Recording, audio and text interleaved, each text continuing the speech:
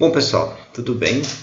Vamos dar continuidade aqui no nosso curso, né? Aqui na parte ainda falando aqui um pouquinho sobre guias e fibras óticas. Vamos conversar hoje então a respeito da atenuação em fibras óticas, tá bom? Bom, pessoal, então como é que na verdade a gente quantifica a atenuação em fibra ótica, tá bom? Então basicamente a gente na verdade calcula isso nessa grandeza que é dada em decibéis por quilômetro. Daqui a pouco eu vou explicar um pouquinho melhor.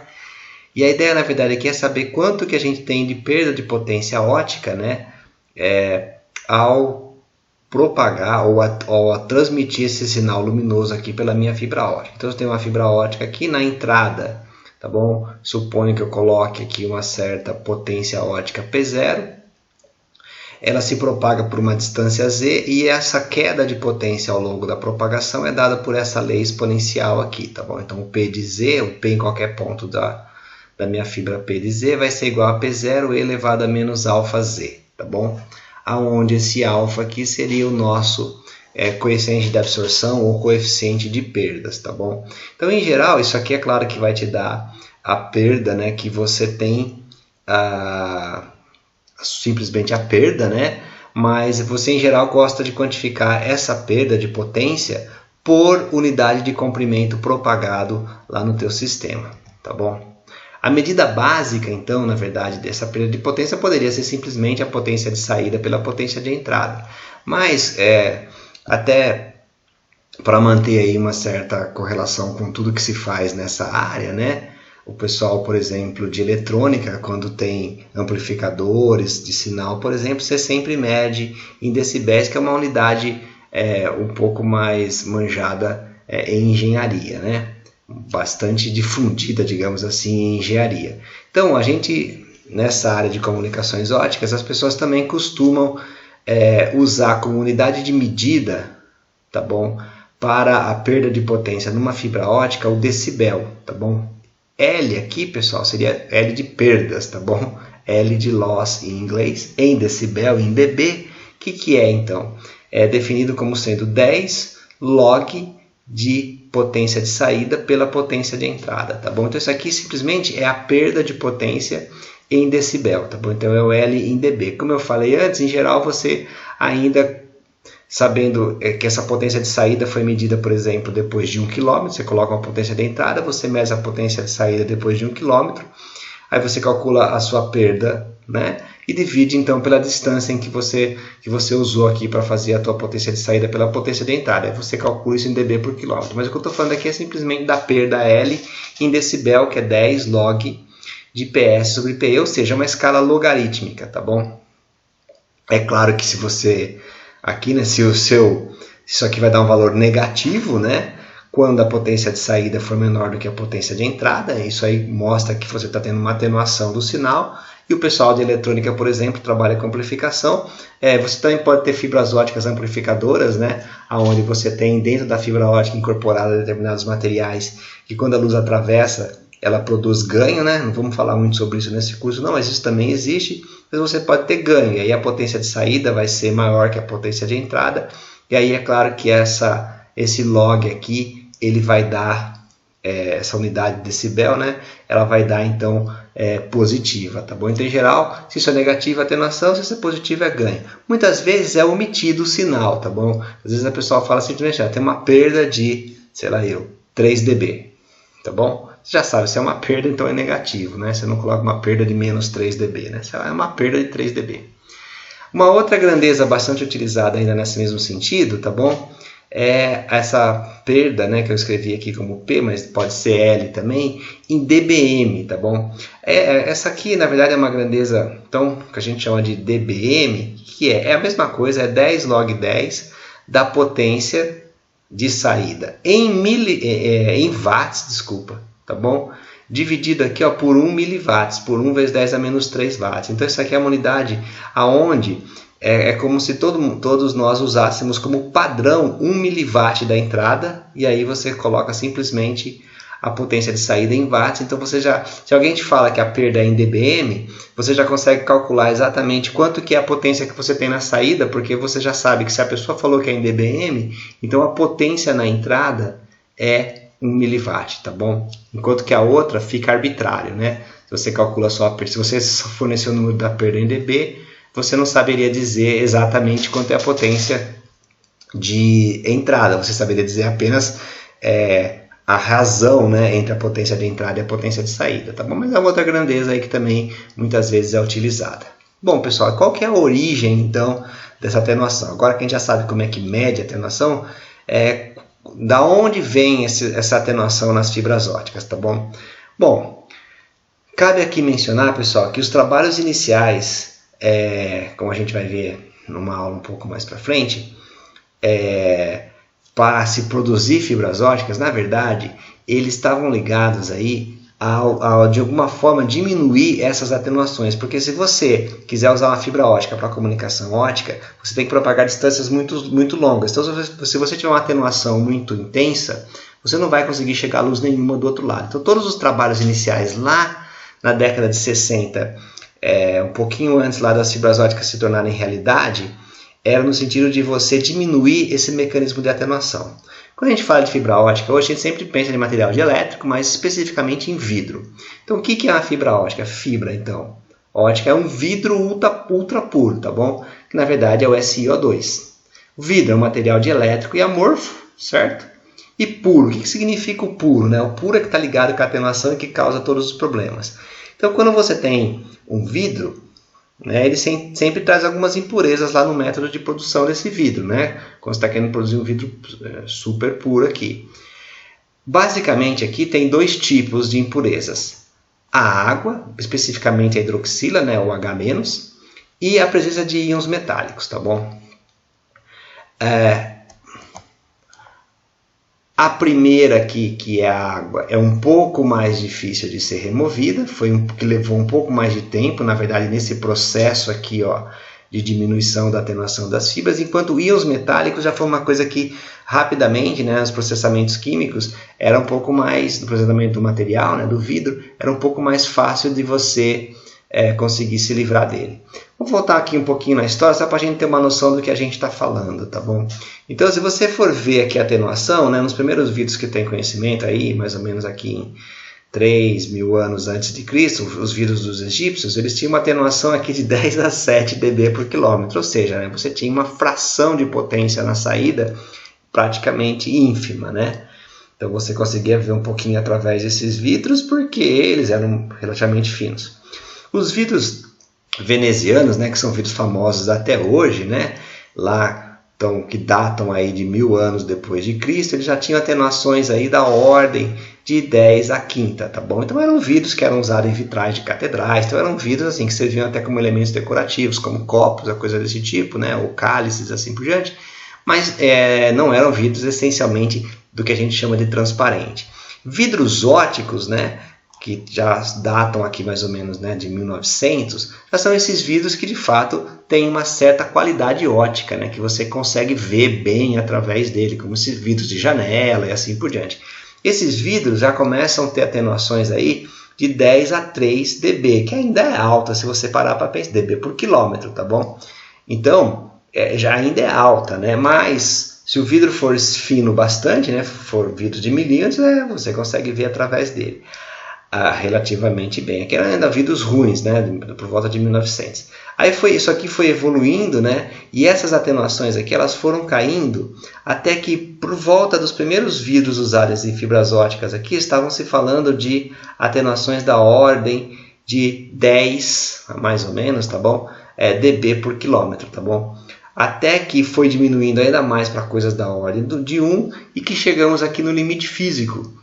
Não tem como diminuir mais a atenuação em vidros ou em fibras ópticas de vidro, além aqui dessa coisa da ordem de 0,1 dB por quilômetro. Isso aqui é um elemento físico, a gente vai daqui a pouco entender da onde ele vem. Além de vidros, né, existe uma segunda opção como material dielétrico, que seriam os plásticos, tá bom? Ou melhor dizendo, os polímeros, né? Os mais utilizados, né, as três grandes famílias aí de polímeros mais utilizados é o PMMA, que é o tal do polimetilmetacrilato, ou polimetacrilato de metila, tanto faz, que na verdade é o famoso acrílico, né? O policarbonato, né, que todo mundo também já ouviu falar, é fibra de policarbonato, e essa aqui já é uma coisa um pouco mais sofisticada, que são os polifluorenos ou as resinas fluoretadas, tá bom?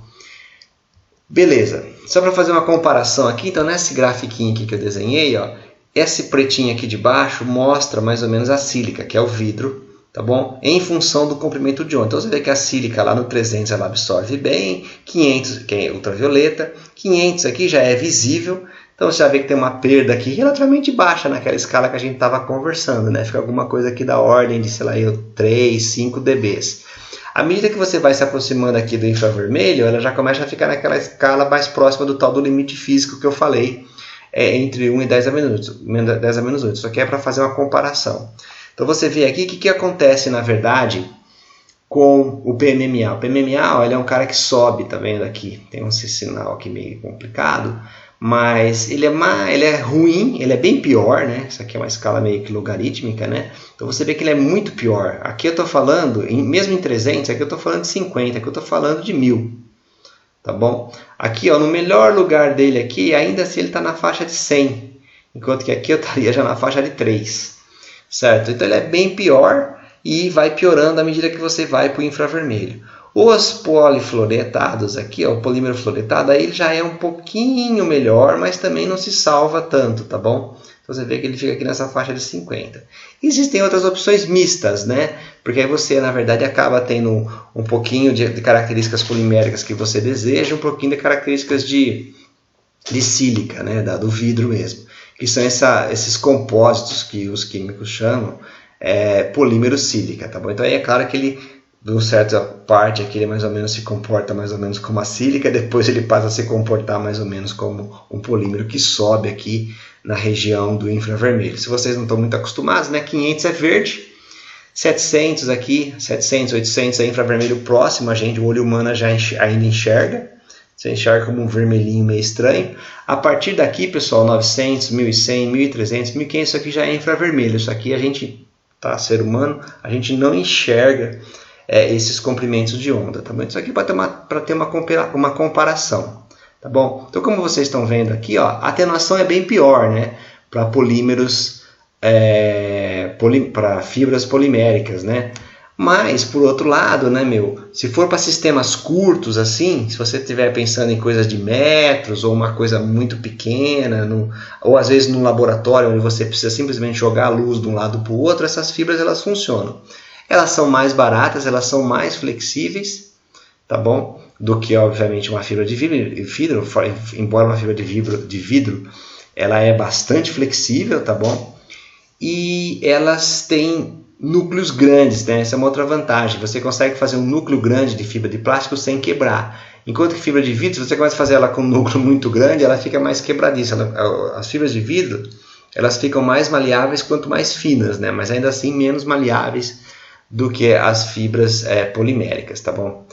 Bom, pessoal, então voltando lá para os nossos vidros, tá bom? Então, quais são os mecanismos de atenuação que a gente tem na fibra ótica? Bom, tem dois, a gente classifica como dois principais causas aqui. A absorção, tá bom? Ou seja, elementos que você tem dentro da tua matriz vítrea que absorvem luz, tá bom? E espalhamento. Ou seja, qualquer tipo de defeito que você tenha dentro da tua estrutura vítrea que de uma certa forma espalhe luz e aí a luz não vai sair do outro lado. Então vamos olhar cada um desses dois caras aqui, ó. No caso da absorção, a gente tem que subdividir em duas. Tem uma absorção que é a absorção intrínseca, né? Ou seja, é da interação da luz com os próprios constituintes do vidro. O vidro tem sílica, SiO2, e a sílica ela tem uma absorção entre 800 e 900 nanômetros, aqui no infravermelho próximo. Não tem o que fazer quanto a isso, tá bom? Então, por quê? Porque é a matéria, né? E a matéria vai interagir. Os elétrons da matéria vão interagir em um determinado comprimento de onda. Você vai ter uma excitação que tem uma certa ressonância. Então isso aí é intrínseco, não dá para fazer, né? Enquanto eu tenho que ter material para guiar a luz para levar do lado para o outro, ao mesmo tempo isso daí intrinsecamente vai ter uma absorção. Então você tem que procurar materiais que tenham a menor absorção possível. Mas como a gente vai ver, a sílica ela é interessante. Então aqui nessa região aqui do que eu falei agora há pouco para vocês, que é o infravermelho próximo, né? Ela tem a sua absorção aí e não tem o que fazer, senão, né? É o material. E tem as absorções extrínsecas. O que são as extrínsecas? São as absorções devido às impurezas. Então, por exemplo, quando você faz um vidro, né, você pode ter vários contaminantes. Você pode, por exemplo, ter ferro 3+, que absorve aqui em torno de 400, que é azul. Você pode ter cromo, que 3+ também, né, vou ter as valências aqui, tá bom? Que absorve aqui em torno de 600, que é o vermelhinho alaranjado. Você pode ter o vanádio, que absorve aqui em 700. Você pode ter cobre, que absorve aqui em 850, mais ou menos. E aqui, ó, essas 3 bandas aqui são as absorções da hidroxila, tá bom? Do OH-, ou seja, de água, né? Sempre no processo de fabricação, se você faz em uma certa atmosfera que não está evacuada, você tem a umidade do ar. A umidade do ar pode estar dentro dos teus componentes do teu vidro, e aí ela fica com essa água presa dentro da matriz vítrea, tá bom? Aqui, lembra, pessoal? Mas isso é muito pouco, professor. É pouco, dependendo do que você quer fazer. Se você quer realmente fazer um negócio ultra puro, você tem que remover essa água. A questão toda é a seguinte: do ponto de vista de química, remover essas impurezas metálicas é muito mais simples do que remover essas impurezas com a água, tá bom? Essas impurezas da hidroxila aqui, ó, essas magnitudes são mais ou menos realistas, assim, né, comparativamente. Então, assim, tem 3 bandas, uma em 950, uma em 1240 e uma em 1380, são as bandas da água. Então, historicamente, eu vou conversar um pouco mais sobre isso na aula de comunicações óticas, mas de qualquer forma, isso daqui foi fácil de retirar, porque, né, é basicamente coisa metal, né, pesado. Então, isso daqui, rapidamente as pessoas removeram esse tipo de impureza metálica. E ainda assim você tinha uma certa impureza que era da hidroxila, que levou algum tempo para as pessoas primeiro perceberem que era impureza, que a água era uma impureza, e segundo, para remover essa impureza aí que seria a água, tá bom? Beleza, então aí a gente mais ou menos termina o que a gente estava falando de absorção. E o espalhamento? Bom, pessoal, o espalhamento, né, a gente pode interpretar como sendo a absorção da luz e a reemissão da luz para todas as direções, tá bom? O espalhamento principal aqui é o espalhamento Rayleigh, tá bom? Que talvez alguns de vocês, que é aquele que vai com 1 sobre lambda quarta, né, que explica por que o céu é azul, por que o pôr do sol é vermelho e assim por diante. Esses espalhamentos aí, eles na verdade, eles estão ligados aí a não homogeneidades que têm dimensão muito pequena. Então aqui você tem um material vítreo, você o material vítreo é perfeitamente homogêneo. E se não for, se durante o processo de fabricação, de fusão do vidro, teve algum problema de gradiente de temperatura, e aí numa certa região ali, você tem uma densidade que é um pouquinho maior do que no entorno, por exemplo. Então aquilo funciona como um centro espalhador, percebe? Se aquele centro espalhador L tiver uma dimensão menor do que o comprimento de onda da luz, ele vai espalhar a luz, tá bom?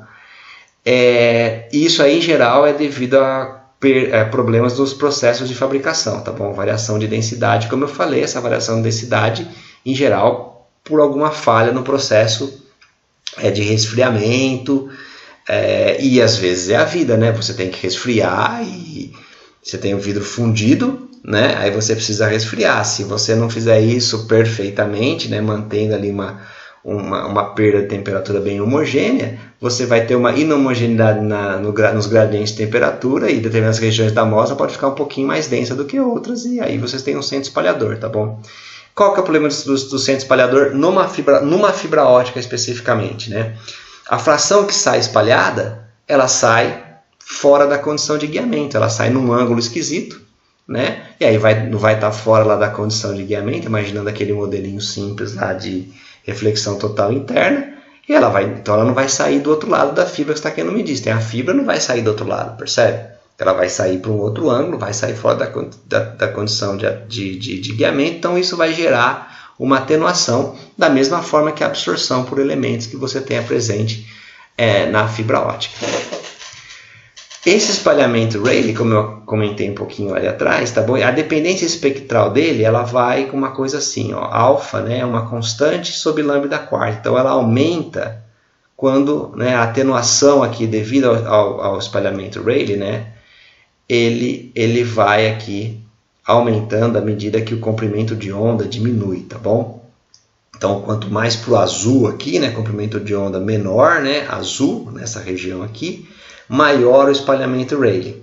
Quanto mais para o infravermelho, o que eu falei, acho que eu falei ao contrário, né? Quanto menor o comprimento de onda, maior o espalhamento Rayleigh. À medida que você vai vindo aqui para o infravermelho, o espalhamento Rayleigh vai diminuindo porque ele cai com 1 sobre lambda quarta. Bom, pessoal, se a gente combinar tudo isso daqui, eu fiz esse meu desenho à mão livre, tá bom? Então não fiquem muito tristes, né? Eu que tenho que ficar triste, né, com o meu desenho, mas eu acho ele simpático. Olha só. Então vamos misturar todos esses processos para vocês terem uma noção. Então, como eu falei para vocês, as impurezas metálicas esquece, elas não são um problema, elas não estão aí. Então como é que fica aqui, ó? Então eu tenho aqui as impurezas do OH. Por mais que você consiga remover, elas ainda ficam aqui, ó, com impurezas, tá bom? Aquelas 3 bandas da hidroxila que eu te falei antes, elas estão aqui, ó, com magnitudes aqui da ordem de 0,0.1, tá bom? dB, beleza? Aqui é dB por quilômetro, tá? Aí, olha só. Além disso, a gente tem o espalhamento Rayleigh. Essa escala aqui é logarítmica, tá bom? Então, embora o espalhamento Rayleigh caia com 1 sobre lambda quarta, na escala logarítmica ele faz essa coisa aqui, ó, tá bom? Então, essa daqui é o espalhamento Rayleigh, tá bom? Ou seja, para o infravermelho ele vai diminuindo, e à medida que você vai indo lá para o azul, né? Embora aqui eu só estou dando um zoom aqui, nessa região do infravermelho, que é onde todas as perdas são menores, tá bom? Então, o espalhamento Rayleigh dá dessa forma aqui. Além disso, você tem agora mais 2 tipos de absorção. Tem as absorções eletrônicas, tá bom? E tem as absorções infravermelhas. O que são as absorções eletrônicas? De novo, você tem os constituintes da matéria. Os constituintes da matéria, em geral, muitas dessas transições elas estão lá no ultravioleta, tá bom? Então, nessa escala aqui, então, são as transições eletrônicas. Toda vez que a absorção UV-vis, que a gente fala, é absorção eletrônica. Então, toda vez que eu tiver um estado fundamental, um estado excitado, e eu promover um elétron do meu estado fundamental para o meu estado excitado, em geral, a da transição eletrônica, e ela é maior, as transições eletrônicas elas estão mais localizadas lá no visível e no ultravioleta, por isso que é o V visível, né? Aqui é o V, né? É ultravioleta visível, tá bom? Então, isso daqui tá lá pro visível, aqui eu estou no 700, que é o final, que é o começo do infravermelho próximo, então essas transições elas estão mais importantes para lá. Mas ainda assim, gente, observe aqui que elas são bem pequenininhas, tá bom? 0.01, 0.03, assim por diante. Então, por quê? Porque foi removido todo quanto é tipo de material que possa ter absorção nessa região. Então você percebe que isso daqui é muito menor do que o espalhamento Rayleigh. Inclusive, olha, na região de interesse aqui, né, na região onde você tem as hidroxilas, ela inclusive é maior, né, as perdas devido à hidroxila são maiores do que do V visível. Bom, e o que acontece? A hora que você vem para o lado de cá, você começa a ter absorção de infravermelho. O que é absorção de infravermelho, pessoal? Novamente é o seguinte, como você tem matéria, isso é uma absorção intrínseca, não tem o que fazer. Como você tem matéria, à medida que você começa a jogar comprimentos de onda de luz muito no infravermelho, isso daí corresponde a modos vibracionais das tuas moléculas. Então tem os SiO2, por exemplo, a sílica, né? Você tem lá o silício e 2 oxigênios. E isso tem modos vibracionais, né? E essa energia desse modo, dessas vibrações que você pode induzir aí nos seus constituintes da matéria, ela está na região do infravermelho, tá bom? Então, embora você aqui, a energia do fóton aqui, ó, quando você vai diminuindo aqui, né, você vai diminuindo o comprimento de onda, vindo aqui para a esquerda, o que acontece? A energia do fóton aumenta. A hora que você fala assim, então tá, então vou vindo aqui para a direita, né, conforme eu vou chegando para o infravermelho, a energia do fóton diminui, então eu não consigo mais fazer a transição, porque a minha energia do fóton vai diminuindo, eu não consigo fazer uma transição eletrônica que tem essas transições são de alta energia. É verdade. Só que aí começa a aparecer as absorções de baixa energia, que são as absorções não são mais eletrônicas, você não está mais promovendo um elétron de um estado fundamental para um estado excitado, tá bom? O que você está fazendo aqui, na verdade, é promovendo a excitação de modos vibracionais da tua matéria. E esse cara aqui sobe para lá. A hora que você combina tudo isso, o que você tem? Você tem isso daqui, ó.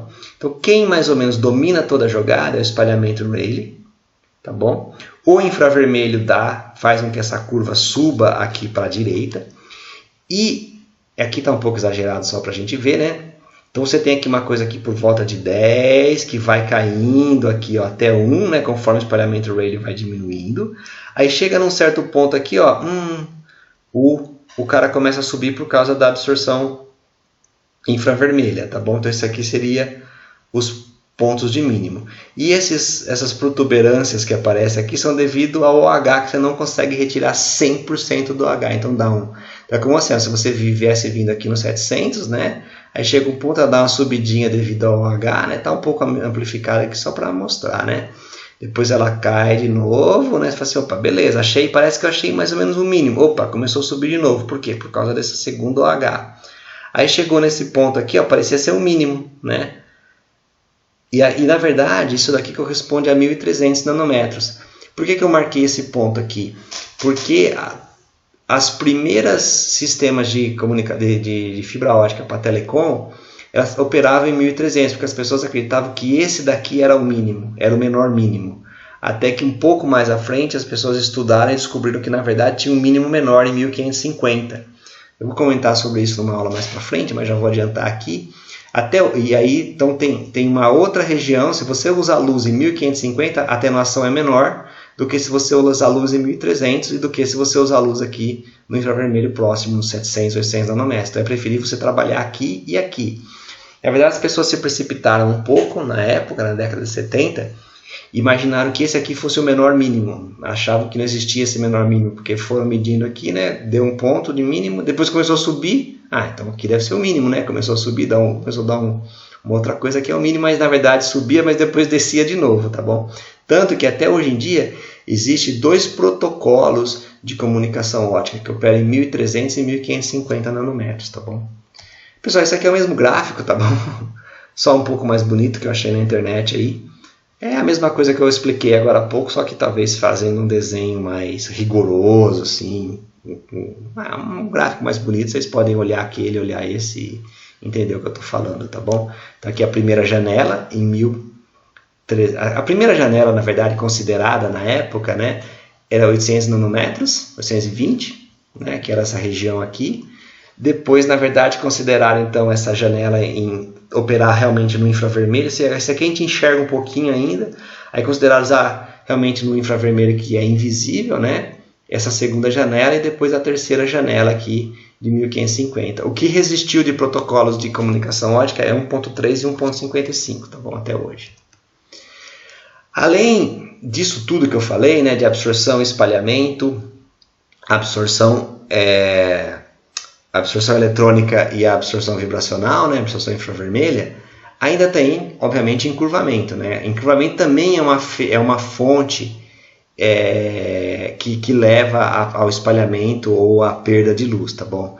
Assim, um truque, né, uma coisa que se pode assim imaginar, né, como um número para você ter na cabeça aí, é o seguinte: você pode encurvar uma fibra até 150 vezes o diâmetro da casca antes dela quebrar, tá bom? Depois, se você curvar demais, ela quebra, tá bom? Então você consegue pegar uma fibra ótica e curvar bastante, tá? Se você você curvar demais, ela vai quebrar ali o vidro naquela situação. E essas perdas de curvamento, em geral, elas estão ligadas, né? Então também gera uma atenuação, né? E ela pode ser explicada aqui pela figura. Se você encurva demais, né, você tira da condição de tetacrítico. E aí a luz ela foge aqui na curva, tá bom? Às vezes é um truque que até a gente consegue fazer. Às vezes a gente faz isso até para vazar um pouco de sinal aqui intencionalmente para ver alguma coisa que está acontecendo, assim por diante. Mas do ponto de vista de comunicações isso não é desejável, tá bom? Então basicamente para essa aqui não acontecer, você tem que fazer curvas suaves com fibra ótica. Você pega uma fibra, você faz um carretel, não faz uns arcos assim muito fechados, né? Você tenta fazer curvas mais suaves, porque aí você sabe que você está sempre na condição de ângulo crítico, tá bom? Mas isso daqui, na verdade, é uma coisa mais assim, da lida com fibras óticas do que uma coisa realmente intrínseca às fibras, como todos os outros mecanismos que eu falei até agora, tá bom, pessoal? Então isso aqui era o que eu tinha para conversar com relação a... Essa aqui é só a explicação, né, do que eu falei antes, né?